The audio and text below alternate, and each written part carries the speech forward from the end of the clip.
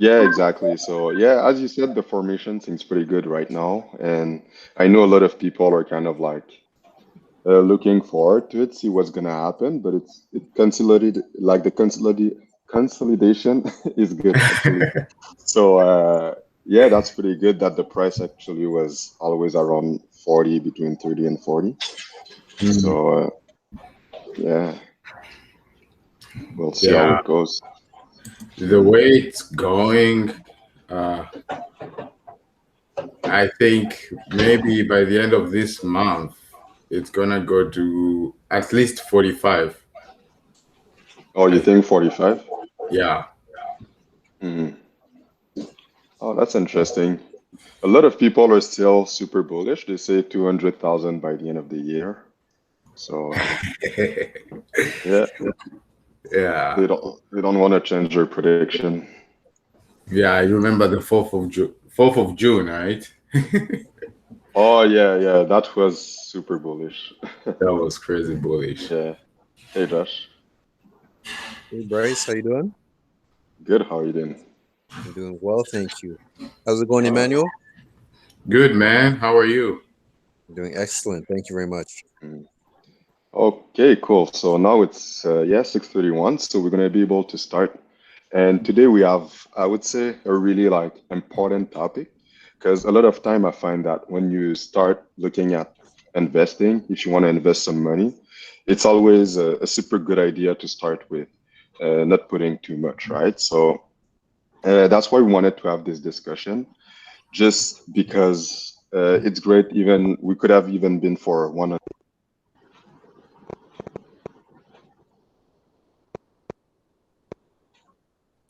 Am I the only one, or did he lose his voice? That's yeah. Is that okay now?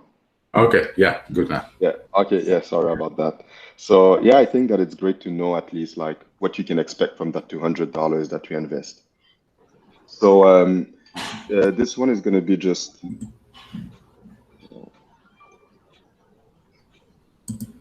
Okay. Sorry about that. Yeah. So yeah. So basically, yeah, this thing is just going to be just an idea of like what we can do, and we also want to know if you guys have ideas and like what you guys do Wow, also. So if it's Bryce, interesting. your mic is really, really bad. Okay.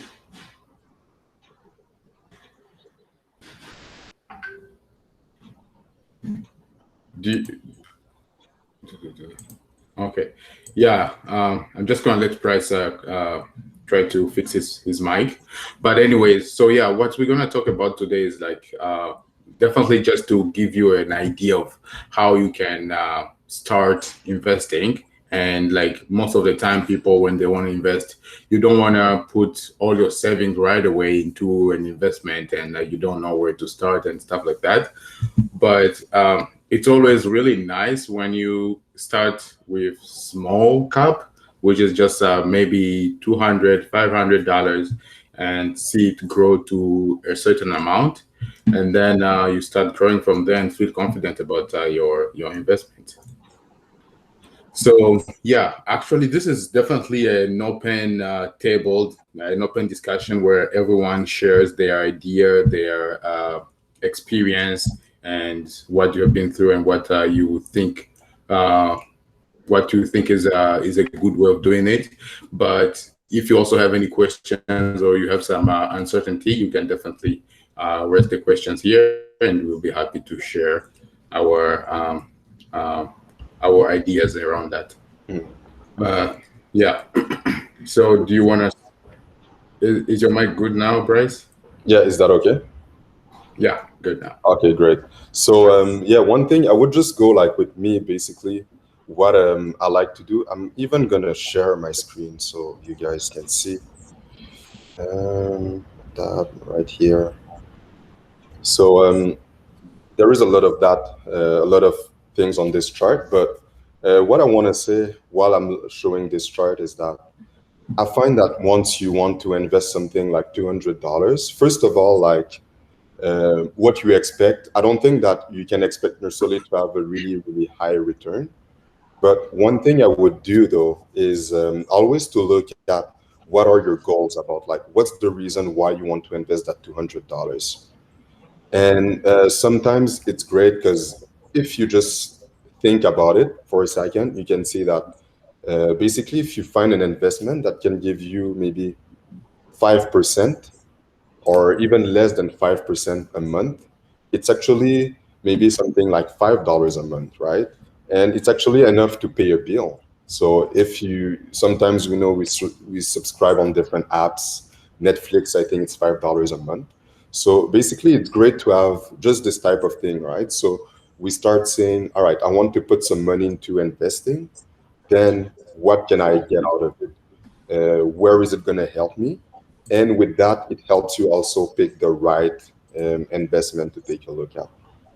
So right here, I'm showing a chart basically, and based on what I just said, if you want to have something like I would say a good return, just like something just a small percentage that is going to make a change if it's well managed. It's always great to take a look at the market directly, right? So this chart right here is called the TQQQ, and it's a stock that is based on the stock market, basically just following the stock market price. But every time you put your money in, or every time the stock market goes up from 1%, that TQQQ goes up 3 times. So if the stock market does 1%, then TQQQ does 3%, which is good because when we look at the stock market, it's great because you see that most of the time it's going up. And if it goes down, though, and we're in a bear market, so as we can call it, so when things are turning over, there is other stocks that are also going against the market. And one of them is SQQQ. So you see, this one is now going down because the market is going up. But in another scenario, it's going to do the opposite. So I always try to take a look at those ones because it's kind of like an easy way to start investing and get good revenue, right? Just having some percentages, and for the rest, it's only money management. So I would say it's great to look at the market and just start from there, right? And eventually, the goal, like most people try to do, is to beat the market. Um, Hey, yeah. Bryce, Mhm. I'll add something in here as well. Just from my perspective as to when I started doing some investing was you definitely want to get your, as Bryce mentioned prior, you want to have your goals set out in front of you, right? If you don't have any goals, you're not going to get anywhere. So what I like to do is I like to look at, you know, everyone feels like $1 million is a lot of money. When you break it down, $1 million is just $1 million. So basically, you take that loony if you're in Canada, or you take that $1 American bill. You just visualize that all you need is a million more of these, and you're a millionaire, basically. So when you really start to break money down in that way, then it's not really so scary. You know, a lot of people you talk to 100,000, 500,000, they start to get a bit scared of these numbers. So you want to take that fear out of these big numbers and get comfortable with it, and that will help to get your mind in the right space as to when you want to start investing. And going what Bryce was saying, you you go to the market with a goal or so. And I mean, when I start off investing, I think I put in like $150, so that's even less than 200.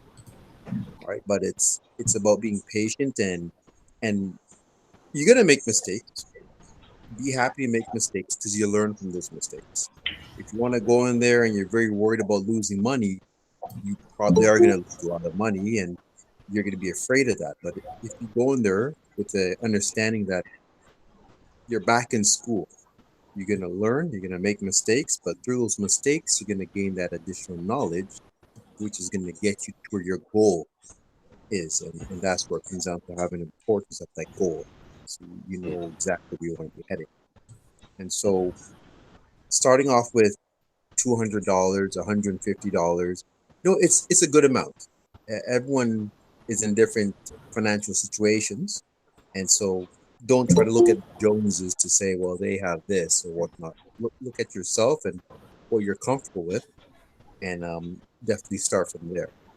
Mhm. And so, um, uh, a way what I do with a small amount of capital, and capital is the money, your money, which you're going to be investing into the market. So that's capital.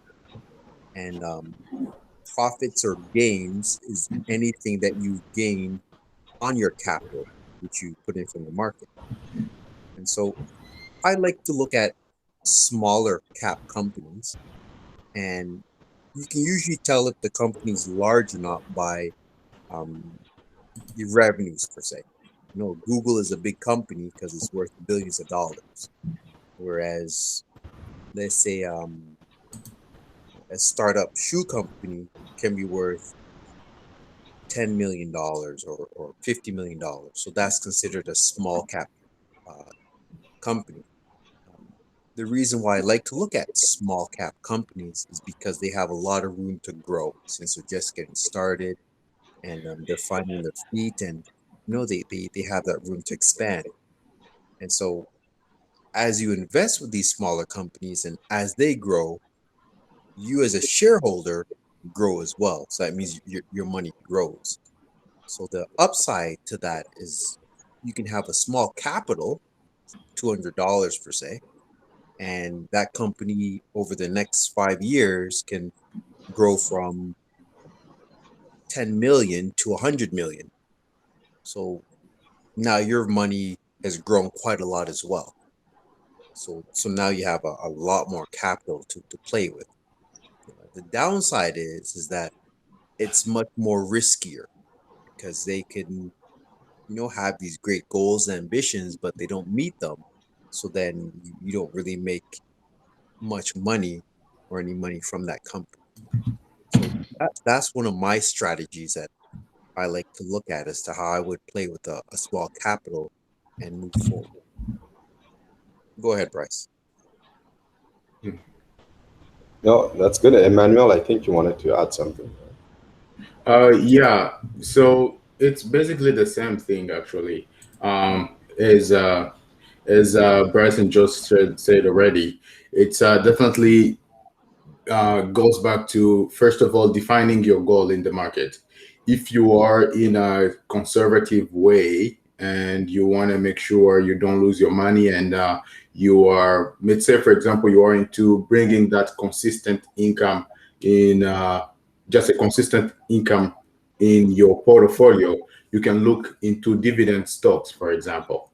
But if you are into growth and you want to see the number growing, uh, keep growing without you working a lot, you can look into those small cap companies and you put it in there and hope, depending on your research, if the company keeps getting funding and they are doing well, the value of the company as it increases, the value of your stake in that company increases as well. So talking about dividend stocks, for example, there is this one that I have all the time. It's called Dividend Split. It's a Canadian company based in Toronto, actually. And what these guys do is they invest in the 15 biggest financial companies in Canada and the US, and they give you a dividend of approximately 7 to 10% monthly. So if you want the consistent dividend return, you can buy their preferred stock, and every time they're putting back every time they're giving the dividend, you're gonna get your dividend as well. But if you are more interested into the growth of the company, you can just buy their stock, but the stock get the dividend as well, but it's not as much as the preferred stock, and the price of your stock can be affected by the price of the market. Yeah. And there are other dividend companies out there. It's just a matter of looking. If you do some research, you can find some really good dividend companies, and yeah, that's kind of shows you. And when you think long term with these dividend companies, what good with it is that if you choose your dividend to be paid in stocks, by just holding that stock again, it's going to be like compound interest. So where you got, let's say you put $100 and you got, let's say, $1 as your return. Now the next time you're going to pay, they're going to pay a dividend. You're going to get a return or a dividend based on $101, which is adding on top of your original income from every time, and that's how big your position is becoming. And if you put it in numbers, compound interest is really a very smart way of investing, especially for people who want to be conservative and you don't want to be very active in the market. You don't want to be bothered a lot about what is going on in the market. You can just have a good setup of a compound interest dividend stock and let it grow from there. In few years, you're going to be very happy of your decision. Mhm. Yeah. Yeah. One thing also, if you're interested in dividend stocks, I know that we have the newsletter that goes every day actually, and Josh is really looking at dividend stocks. So if you're interested, you just have to join it. So one thing I want to say, because there is kind of like one common mistake I often see when people start investing, and it's basically when a lot of people want to put money and expect really high return really fast, right?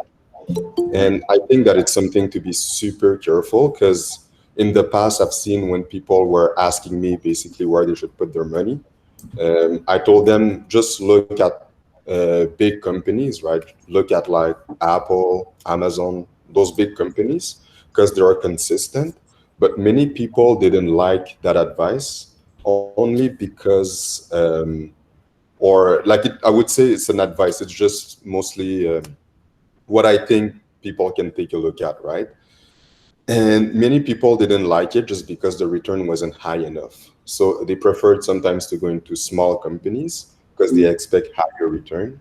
But one thing to be super, super careful with that is that high return also means big losses, right? So if it goes up 100% in one day, it can also go down 100% the next day, right? So Yeah. that's why you don't want to, I don't think it's a necessarily a good way to start.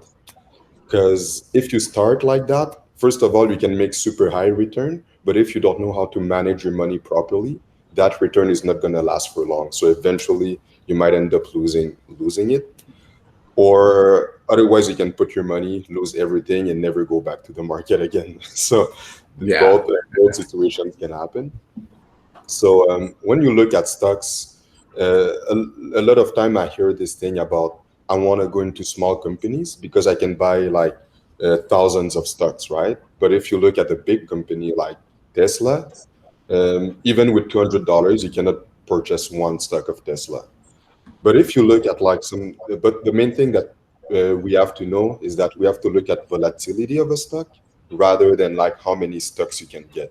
So if you put $200 into one stock and it's really volatile, which means that it can go really high or it has high potential, it's probably better than buying 1,000 stocks that don't have any potential.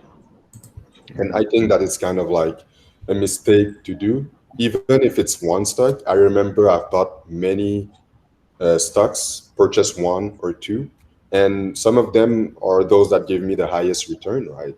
On the long term, you hold them, they are safe, they are good, so you just make good return out of it. So no need to go into the small ones. Yeah. Mhm. Actually, just a matter of curiosity. Um, can can I know how many people are already investing right now?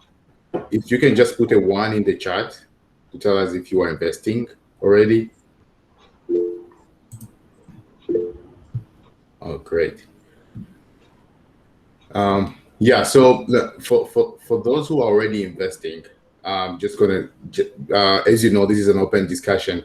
Do you mind sharing how you guys choose, or how did you choose into starting, and how did you start? Also saw that Michelle, you raised your hand. Um, Anything you want to say, Michelle, or ask, or was it a mistake? No, I'm good. I'm good. Okay. Thanks.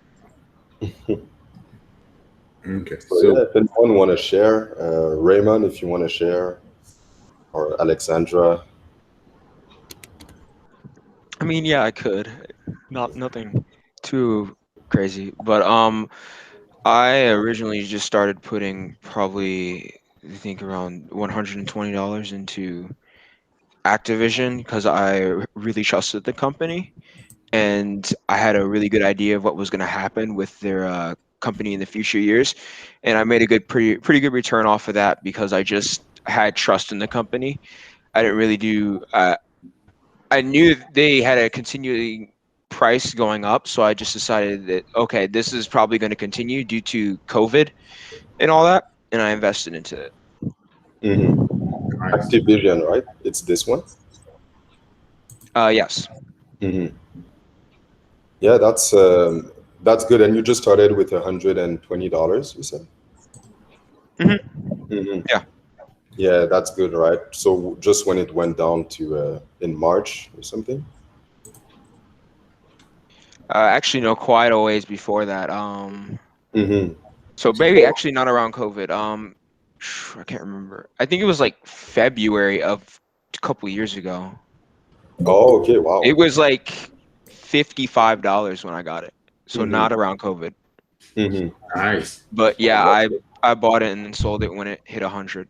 So it was Hmm. really good return. I just really decided to buy it because I really trusted the company. Hmm. That was about it. Yeah, I think that's a great idea. That's kind of like the best way to go. Like once you find a company that you actually like, and especially a company that you use. Maybe I don't know if Raymond you play video games or if you actually like interacting a lot with Activision, but it helps you choose your investment, right? If it's something that you use on your day to day that you're interested about, it's a way easier to invest and also to build that trust, right? So you feel that your investment is a good investment because you're using the product that they are offering. So I think that's super good. And it's also, for me, I find that it kind of like reduces your risk as you know more about something. It's not like just putting money into something you don't know about. Yeah, exactly. Uh, yeah, Yeah. yeah. Just to add something pretty much the same as that. I work in insurance, and during COVID, I saw how insurance companies were doing good, and we didn't have a lot of people claiming for accident and stuff. So I went into Intact, and Intact has been performing pretty well too. So when you are into an industry and you have a certain information, or you really know what is going on in the companies or in that industry, that is also a really good information that you can use to be confident about your positions. Hmm. Yeah. Yeah. There is a question saying if you have $500 to invest, would you invest it all together right away or spread it across a few months? Oh, I'll answer that one. Um, yes, you wouldn't want to spread it over 5 months. It's just you have that money there, so then use it. If you spread it over 5 months, guaranteed you're gonna use it to buy other things. So once you have that money, and it's also about commitment. You're saying, hey, I have the $500, put it down. If you spread it, then you're breaking your own commitment, and you won't hold yourself true to what your real intention is, to say the least. Hope that answers your question for you. Hmm. I would actually add to that. Um, yeah, like sometimes if you have a small cap, it is good to like focus into something, one thing, and try um, to make, like, if it is really a small cap, it's good to focus it on one company, for example.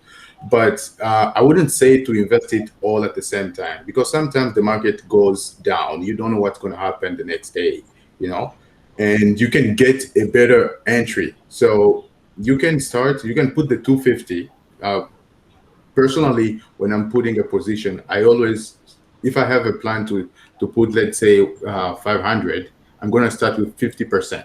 I put the 50%, and then I look how the market goes. If it goes my way and it doesn't even return back, then I can add more and just leave it there. But if the market goes against you and you find a better price, then you can get it at a better price and even get more shares. Mhm. Yeah, but if you don't have time to be looking at the market and you just want to invest it, yeah, you can go ahead and put it on in the company right away. Yeah, I would also add, Emmanuel, I know you put, 50%. I've also heard people putting even less. So they might put something like 10% only, see how it goes. And Yeah. if it goes down, then they just double that 10% they put. So the goal is to recover that 10% faster Yeah, and go exactly. back into. So it's kind of like more into money management at that point. There is Movia, you raise your hand. You can turn on your microphone. Yeah, hi guys. So I just want to share my experience as well in this stock trading. Like I don't have much experience, but a few months ago, I just invested in this stock called as Square, which is owned by Jack Dorsey. The founder of that is Jack Dorsey, who is also a founder of Twitter. So I found out like this company is like a payment company, and they have like a very good potential in the future. Is because even the Bitcoin price is like on a very daily basis it is improving, and like I'm like keeping on like hearing a lot of good news about Bitcoins and cryptocurrencies. So I thought, okay, fine, this stock could be a very good stock for me to invest in. Like I just invested uh, 1 month ago, I think so, and 1 month or I don't know, I'm not sure about it. Like 2 months ago, and right now like I'm having around like 10% of profit. Yeah, I just wanted to share my experience about this. Yeah, thank you. That's really good. Something I also want to add to that. That's also a super good idea to look at people that have already built successful companies, because like that they basically know they have an idea, and a lot of time it's also looking at like who can bring that idea to life. So it's great. They have their names, and a lot of time they have contact support. So once you invest into those small companies that they're building, you might have really higher return. Instead of just if you invest into small companies that people don't know necessarily who is the founder, then you also take the risk, right? Because you have no history of that person managing a company. So yeah, thanks for bringing that up. Yeah, especially if it's a pretty new company. Like when you're investing in a new company, basically you're putting your trust between the CEO and the board team. So if you know already that the CEO or the board member, they have good connection, they already have a good past, then they probably have good connection that can help them fund the company and be reliable in their plans. So yeah, um, yeah. There is a question here. Though Brahat actually told about trying apps like Robinhood's Stockpile or Acorn. These apps are things they're mostly in the US, but for Canadians, yeah, you can use apps like Wealthsimple, Questrade, Interactive Brokers for your investment.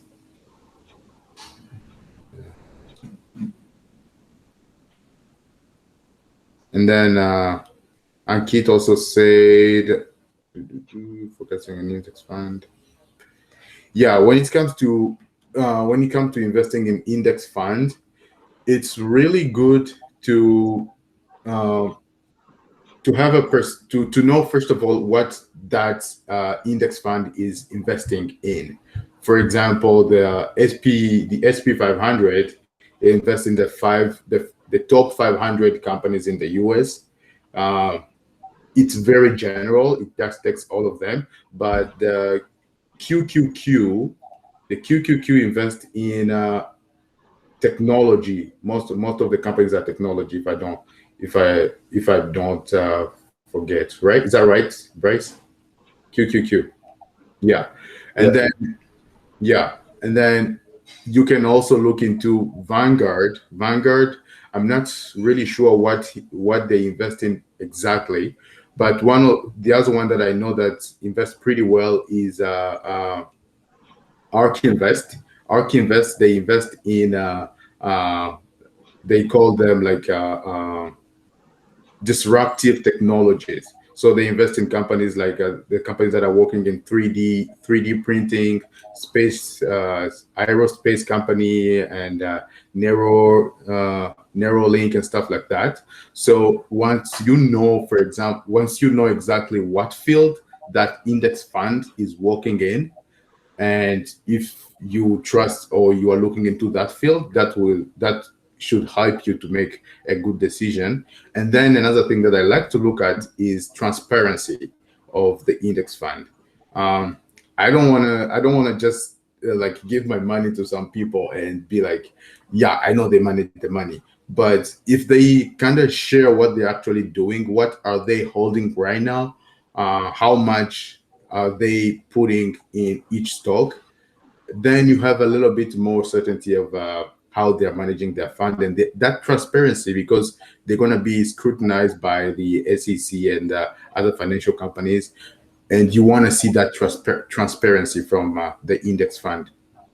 Okay, so yeah, hopefully that can help you to choose what index fund to invest in. But definitely index funds are really good, and they're a little bit more conservative when you want to be general and have a good position in the broad industry. Yeah. Mhm. So All right. That's good. That's the time we had. Um, so I'm just gonna share something really fast, just about our discussion. So it's just a small survey to know what did you think about the discussion, and also if you have topics that you would like to discuss, just that would be super great. So we can talk about that during our next Mondays. So thanks a lot, Emmanuel. Thanks, Josh, for all of that. Also, thanks for you guys to share what you did basically in the past, right, when you started investing.